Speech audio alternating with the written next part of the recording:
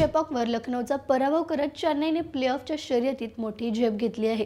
या एका विजयाने गुणतालिकेचं संपूर्ण गणितच बदलून टाकलं आहे। नक्की काय झालं कालच्या सामन्यात आणि गुणतालिकेत चेन्नई कितव्या क्रमांकावर आहे सांगते, पण त्या अगोदर थोडक्यातलं नक्की फॉलो करा, कारण IPLचे सगळे अपडेट्स आम्ही तुम्हाला रोज देतो। चेन्नईच्या चेपॉक स्टेडियमवर झालेल्या अटीतटीच्या सामन्यात ऋतुराजच्या संघाने लखनौला 5 गडी राखून धूळ चारली। या पराभवासोबतच ऋषभ पंतच्या नेतृत्वाखालील लखनौचा संघ यंदाच्या स्पर्धेतून बाहेर पडणारा पहिला संघ ठरलाय। या सामन्याचा खरा हिरो ठरला तो म्हणजे उर्विल पटेल। 204 धावांच्या विशाल लक्ष्याचा पाठलाग करताना उर्विलने केवळ 13 चेंडूत ऐतिहासिक अर्धशतक ठोकून लखनौच्या गोलंदाजीची पिसं काढली। 2019 नंतर पहिल्यांदाच चेन्नईने 180 पेक्षा जास्त धावांचा यशस्वी पाठलाग केलाय।